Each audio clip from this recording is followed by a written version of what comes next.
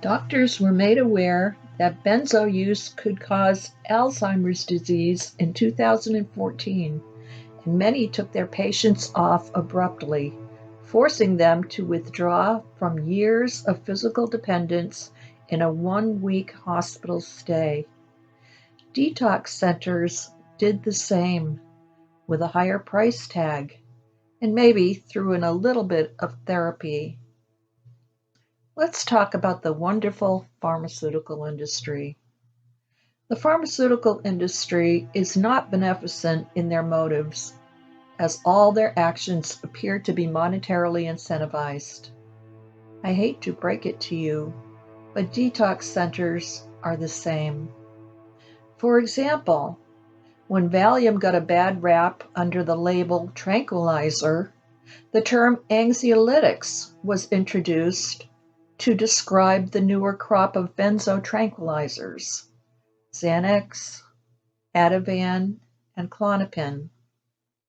They were more potent but carried smaller dosage labels, deceiving patients into thinking that they were taking a minimal amount when they were actually taking a dose as much as 20 times more potent than an equivalent dose of Valium. 1 milligram of Klonopin, clonazepam, for example, is equivalent to approximately 20 milligrams of Valium, diazepam. What a great marketing plan! Get someone addicted to a drug and they will buy it forever. It reminds me of cigarettes.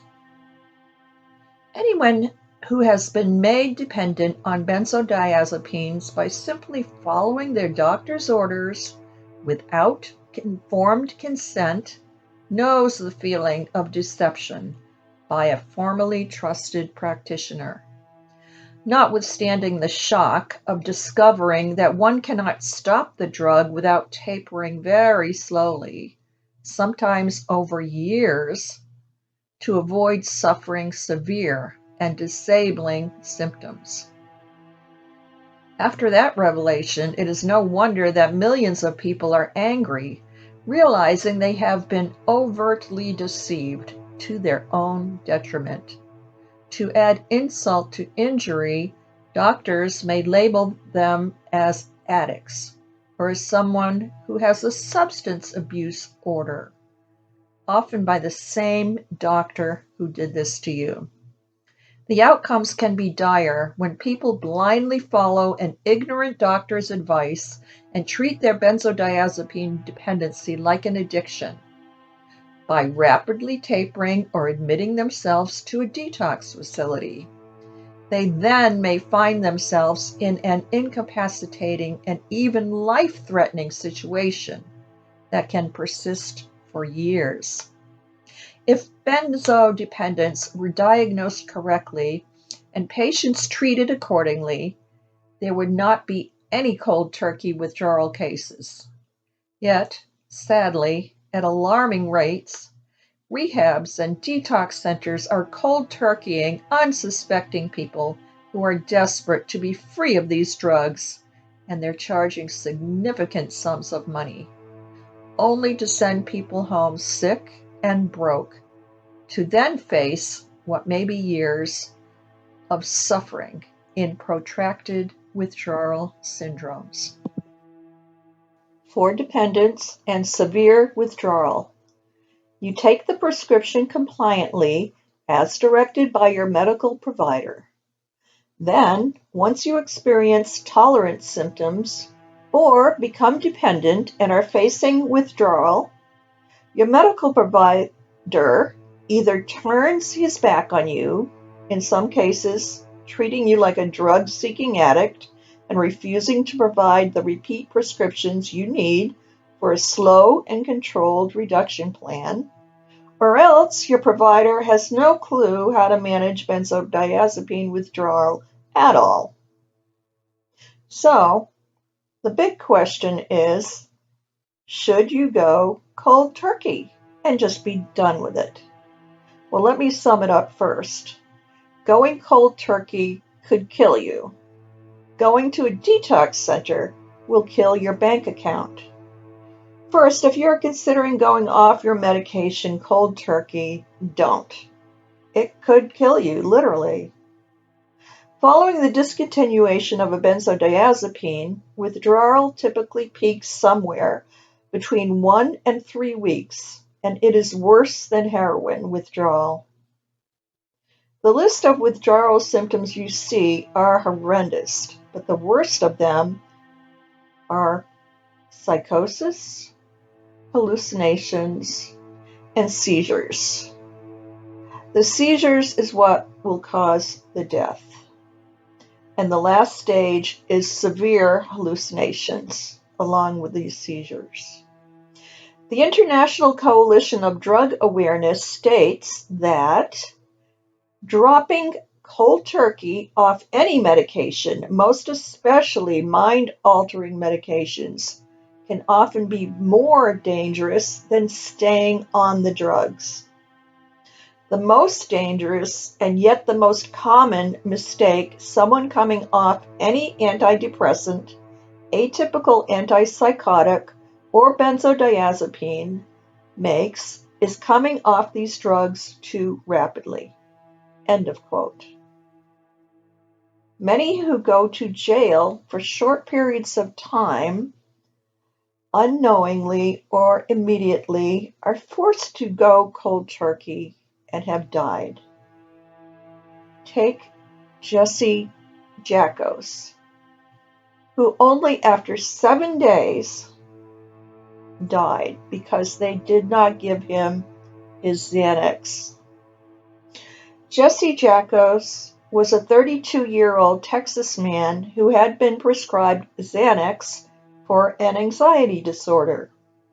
He was sent to jail for 30 days in 2015 for driving while intoxicated. After 7 days without Xanax, Jacobs died from seizures, which were the result of the Xanax withdrawal. Another case is David Choseveski, who died after 16 days. David was a drug addict who entered jail for a 30-day stint in 2015 after he was unable to pay a $772 fine for a careless driving conviction. David died 16 days into his 32-day sentence. He shed an alarming 50 pounds during the 60-day stint in the jail's mental ward. The slow, excruciating death was caught on jail video cameras and showed him sweating, shaking, writhing, and eventually interacting with his own hallucinations. Sean Levert died after 6 days. R&B singer Sean Levert, the 39-year-old son of O.J.'s star Eddie Levert, was sent to jail for non-payment of child support and was refused his Xanax medication, which was 2 milligram pills 3 times a day for anxiety. The jail did not give him a single dose during the 6 days he was there. He began suffering horrifying delusions in which the jailers strapped Levert into a restraint chair. He then stopped breathing, and they proceeded to take him to a hospital. His heart was beating erratically and stopped beating on the way to the hospital. Doctors tried for 15 minutes to restart his heart, to no avail. John Patrick Walter died after 18 days. John Patrick Walter was put in jail after getting into a fight and couldn't afford to pay his bond. He informed the jailers that he was on prescriptions for Klonopin and methadone. While they tapered him off the methadone, they completely discontinued his Klonopin and didn't administer a substitute benzodiazepine. John was removed from his initial cell and brought to a holding cell in the booking area with a large see-through window in order to more closely observe him. For the next 5 days he was observed as not eating or sleeping, drank very little water, and was suffering from severe malnutrition and dehydration. When he came into the jail, he weighed more than 200 pounds, and he lost between 30 and 50 pounds. He was hallucinating, banging on the walls in an apparent attempt to get help because of people he thought were inside his cell, people who weren't really there. He appeared to be in a mental horror movie. He was acting very strangely, speaking nonsensically about events that didn't take place, was disoriented as to where he was and what month it was, and at times he was rolling around on the floor yelling. Other times he was shaking and seizing. He would bang and kick on the walls. He broke many ribs. In the autopsy report, they found at least 9 broken ribs. On multiple occasions, he was strapped into a restraint chair, where he was tased and pepper sprayed. On the morning of April 20th, Easter Sunday, John was lying naked on the floor in a fetal position, twitching, shaking, and convulsing. No one called 911 or arranged for him to be transported to the nearest hospital. On the 18th day of his detention, he was found dead in his cell. So that goes to prove if you detox cold turkey from your benzo, you may die. Let's talk about detox centers. If you are considering going to a detox center to go cold turkey, I don't advise it. It's going to kill your bank account to the tune of $15,000 or more, and that was several years ago. I do not know what it costs now. Then you won't be able to work due to being incapacitated, because when you get home, that's when the real symptoms start. They will keep you alive for the week or the 10 days you're in the detox center and prevent you from seizing out into death. But then when you come home, you're going to continue getting terrible withdrawal symptoms. It is not over in 10 days. It's not over in a month. In fact, it takes months and sometimes years. And if you cold turkey, your body is put into such a shock that often it just never recovers. And you're left with these disabling conditions. Could be anything. There's so many horrible withdrawal symptoms. So you really don't want to put yourself through that, because you'll be causing your body and your health long-term damage. It's like getting brain damage. You just cannot heal from brain damage in a week or 10 days. So you don't want to shock your brain into becoming disabled. Also, they do cost a lot. So you will literally have thrown away your money, because I can show you how to detox in a painless and safe way. So therefore, if you don't want to end up financially devastated and suffer physically for months or even years after you quit, then don't go to a detox center. I can't speak for all detox centers, but many focus on the detoxification process, with the theory that the drug will be out of your system after a few weeks and then you're home free. Some try to detoxify your body faster, putting you in a hot sauna bath for hours every day. One detox center had people in a sauna every day for 6 hours, and if the person felt bad, they attributed that to them needing more detox and made them stay in there longer. It's a wonder no one died. Detox centers treat benzo addiction like alcohol addiction, which is to purge the detoxifant out of the body and then the person is better. Benzo addiction is not like that. The brain has been damaged, and the quicker the detox, the worse. A slow, managed detoxification process is the only way that has been proven to work effectively. And now I'm going to share with you a personal story of a detox center, if I can get through it. I lost my daughter in a detox center 2 years ago. Well, I say she's my daughter, but she wasn't really, but she was like a daughter to me.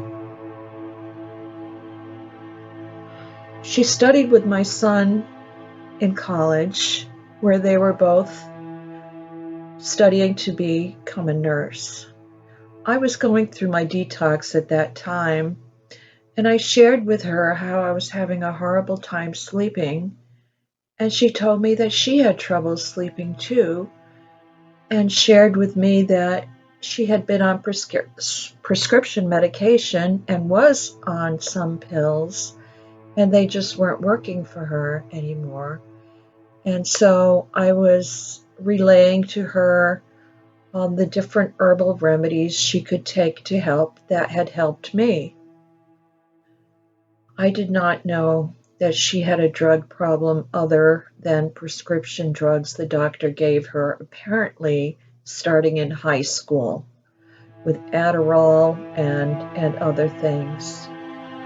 I now think that she ended up taking heroin to cope with the symptoms of the prescription drugs the doctors prescribed her. Anyway, she was a smart girl and managed to be coping.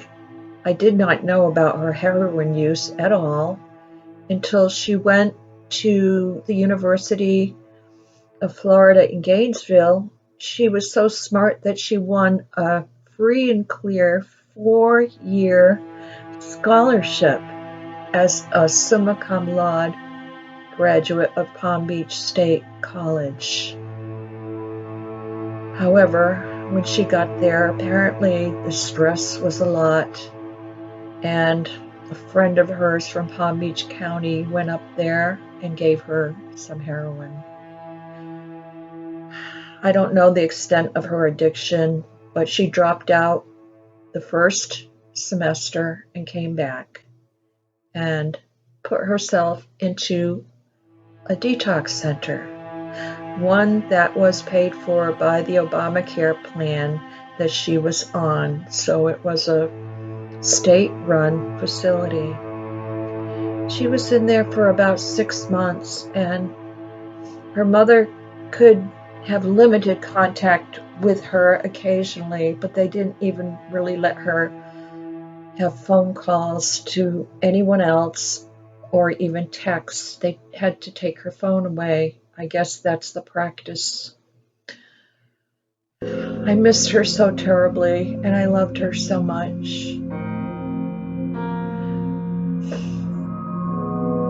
She texted me 2 weeks before she was to get out and was so hopeful and said, "I'm getting out in 2 weeks. I'm fine.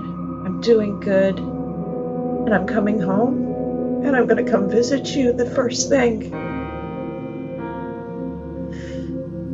And then a few days later, I got a phone call from her mother that she had died in detox.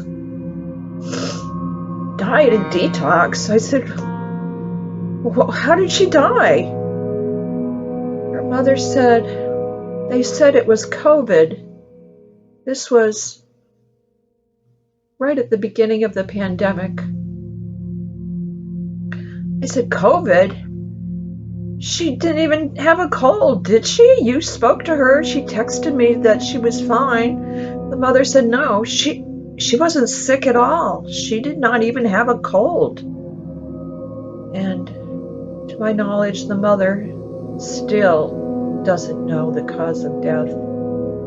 I suspect that they put she died of COVID on the death certificate to cover up what really happened and to get the $40,000 stipend the government would give them if they put COVID as a cause of death. I do not know what happened. I am heartbroken. Her mother is destroyed. This is what a detox center can do. I do know that they put her on a lot of drugs to get her off the heroin and the pharmaceuticals. And I don't know what the drugs were. I can't get any information. I'm not a family member, and actually neither can her mother. So that's my horrible, heartbreaking story of losing a family member. And then 2 of my friends lost their daughters to fentanyl overdoses. And another lost his son. This has to stop.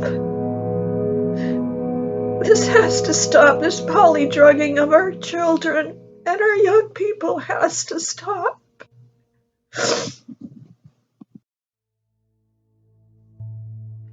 Now I would like to share 2 other people's real-life experiences with detox centers. The first one. 5 years ago, I had a well-meaning, but it turned out benzo-ignorant doctor who signed me up for a hospital detox. He thought he was helping me. I went to one of the best hospitals in Seattle, a city with top-notch medical facilities almost everywhere you look. I was told the doctor there was an expert at benzodiazepine withdrawal. My primary doctor, whom I trusted at the time, told me all this, and he obviously believed it. It was 2012, and it was a voluntary situation. When I got there, I find myself being the only benzo withdrawer on a full floor of alcoholics. I saw nurses, but no doctor. They cold turkeyed me off 5 milligrams Xanax immediately. I didn't see the doctor for 2 days, and then for only a few minutes. He didn't discuss benzo withdrawal with me at all. I just laid in bed, and they monitored my blood pressure every few hours. That was the extent of the treatment. After 4 days, I was sent home with prescriptions for Neurontin for seizure prevention and Seroquel for sleep, which I took for a few months to help with my hellish symptoms. There was no follow-up care or counseling offered, and all this cost me $16,000. My awful, unrelenting symptoms didn't get any better, and after 4 months of non-stop misery, I reinstated Xanax. I realized that this is just a money-making business, and they don't know what they are dealing with. The next story. For a couple of days, I felt really drugged up, like being drunk, but not too bad. Then the hell began. They treated me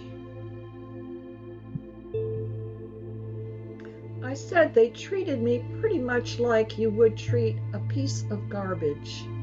I was expected to be up at 6 a.m. and to drag myself to these group meetings, and was expected to socialize no matter how I felt.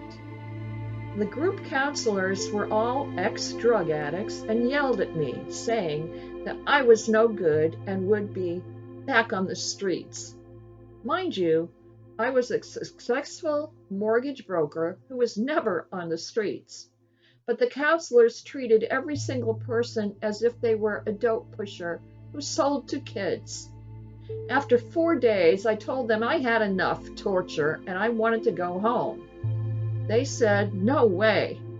The doctor talked to me like I was something between a 3-year-old retarded child and a pusher who sold crack to kids. He told me that there was no way he would let me go home. He said that because I could have seizures if I left, and that it meant my wanting to go home was suicidal.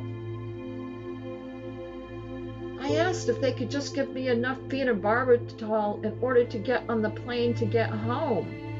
And they yelled at me saying, "That is your addiction talking. You're not a doctor. We're done here." They called my parents and lied to them, saying I was talking to the walls. It got worse. After 10 days, the doctor finally wrote an order to have me committed to the psych ward for 3 days. The hospital gave me a small dose of Klonopin and kept me there for 3 days, which was enough for me to fly from California home to Florida. When I got home, I was a complete mess. Not only did I have the trauma of detox to get over, but was in severe withdrawal. After all this, I went to see a Benzos doctor, and to my shock, he told me, "You know, if you need the drug, it's not an addiction." Wow. So here I am, 2 months from the December 6th through December 19th hell of rehab, and I had to move in with my parents in their small apartment. I was making a very good salary and had a great job and career. Now I have nothing, and I can barely leave the apartment. It's important that you know the correct percentage rate in which to cut your benzo dosage. But, you ask, just how long will it take me to get off my benzos? As the chart shows, it will take years to get off them, so you want a method that will take the least amount of time and has the highest degree of accuracy. In my case, I was on benzos for 20 years, which consists of 4 5-year segments. I should have taken at least 4 years to get off. I did it in 3, so that was under schedule. But I used a lot of natural remedies to aid my withdrawal, which helped me heal faster. Slowly detoxing is very complicated, and you have to do it right. I show you how to do it the easy way. I have documented information that is well researched in a book I wrote, shown at the end of the video and in the description box below, with over 150 studies, titration charts, diet, food supplements, herbal remedies, and homeopathic solutions. The book is large, 8 by 11 inches, with 250 pages, and has charts spanning over the course of years that you can use as a workbook to document your detox, no matter which benzo you are on. You can easily look up your personal detox schedule, which will give you peace of mind in knowing that you are properly reducing your dosage by small increments. This will enable you to safely come off the drug with minimal to no side effects. That translates to no withdrawal symptoms. In the book is a comprehensive overview of the different methods of detox, along with step-by-step instructions on how to implement each strategy. This pre-made information will enable you to easily follow the detox charts without having to do complex calculations. Also, the book lists specific natural products to to take to eliminate any particular withdrawal symptoms you may be having. Say you are experiencing muscle tension, then there is a natural product for that. Say you are having terrible insomnia, there are natural products to take to help that. Detoxing from benzos is not an easy process, and it takes skill, know-how, accuracy in preparing the right dosage and perseverance. Having a handbook to guide you through is extremely helpful, and that's what I offer.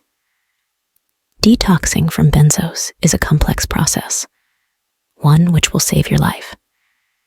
Do it right, and you won't incur permanent damage to your health. Do it wrong, and you will be suffering for years to come. It will be the hardest, yet the best thing you'll ever do. And for healthcare providers, know how to treat your patients.